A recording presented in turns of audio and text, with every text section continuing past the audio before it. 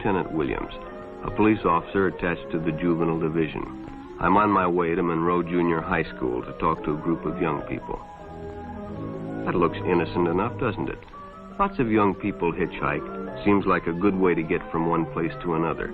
But sometimes there are dangers involved that never meet the eye. Let's take the case of Jimmy Barnes.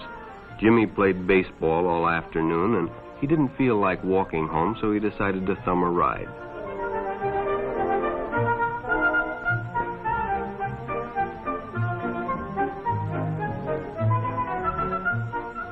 He'd done it 100 times before, and he didn't think anything was unusual when the driver struck up a friendly conversation.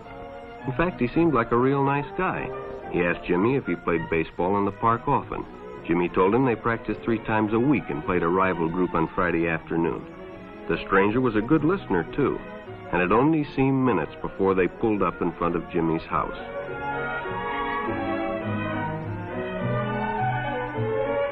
When Jimmy got out, the stranger gave him a friendly pat. Then he told him he'd see him again, as he always drove by the park on his way home.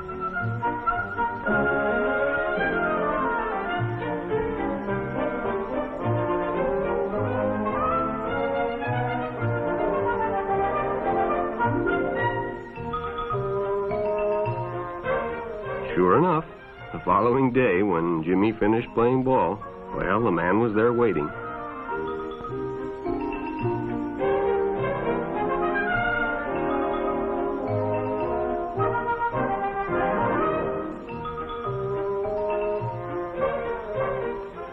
They stopped at a drive-in, and the stranger treated him to a Coke. During their conversation, he told several off-color jokes, but Jimmy had heard others before, and well, it made him feel big to so easily win the confidence of an older person.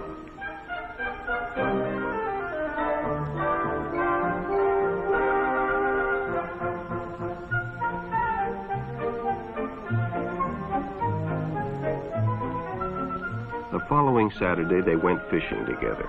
By now, they were using first names. Ralph said it was more friendly.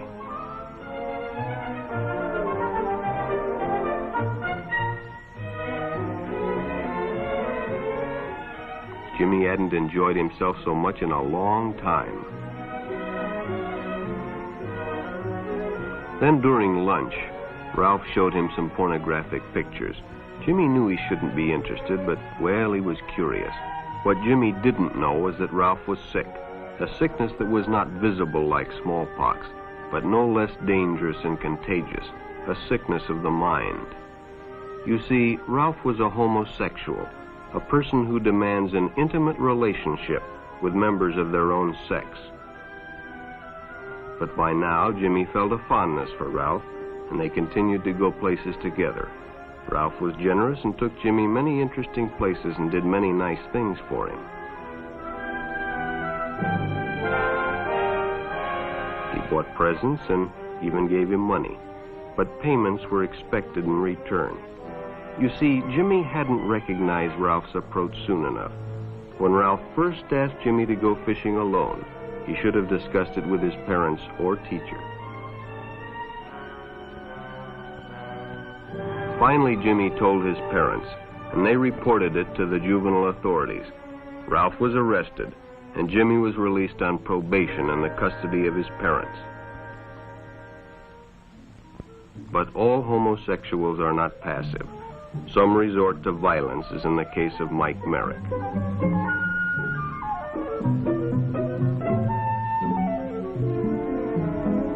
In the heat of competition, no one noticed the man who sat and watched. And when the game broke up and the others left, Mike decided to stay and practice a little longer.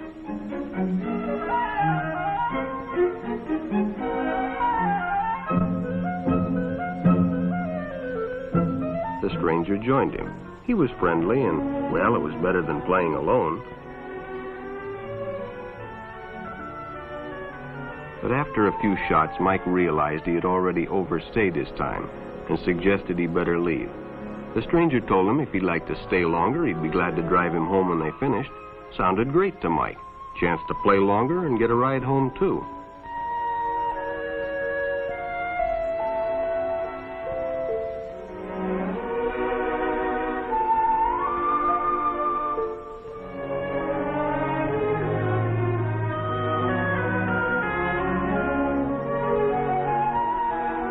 When they finished, the stranger told him he'd make a fine player someday if he got lots of practice.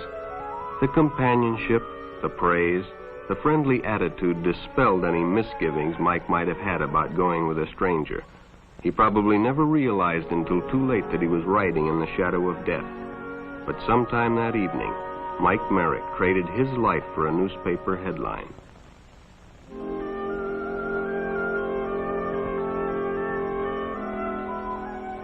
As Denny and Jerry got the papers ready for Jerry's afternoon delivery, they only casually noticed the two boys that raced by in the afternoon traffic, and they didn't pay much attention to the car that drew up shortly afterwards until the man called them over.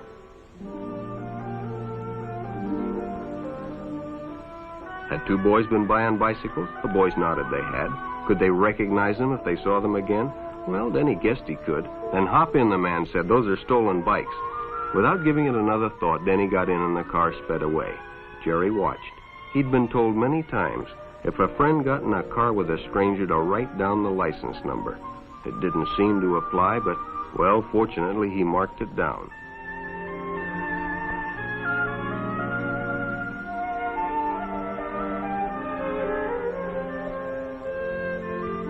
When he delivered a paper to Denny's house, he asked his mother if they'd caught the boys that had stolen the bicycles. Denny hadn't returned, so he told her the story and gave her the paper with the license number.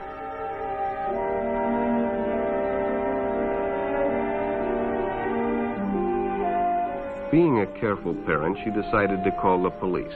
Jerry supplied the necessary information, and the stranger's car was quickly spotted.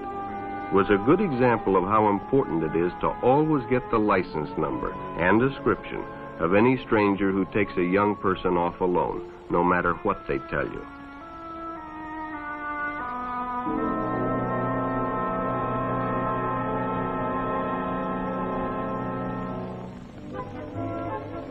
Public restrooms can often be a hangout for the homosexual.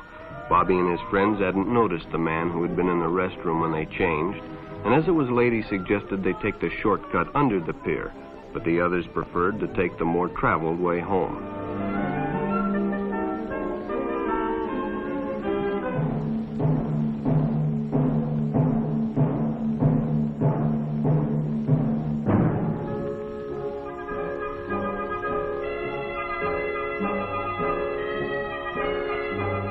When Bobby recognized the stranger as the man in the restroom, the shortcut under the pier didn't seem like a good idea at all.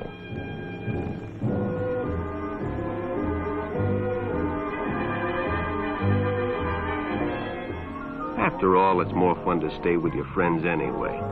Bobby had made a wise decision. It may have saved his life.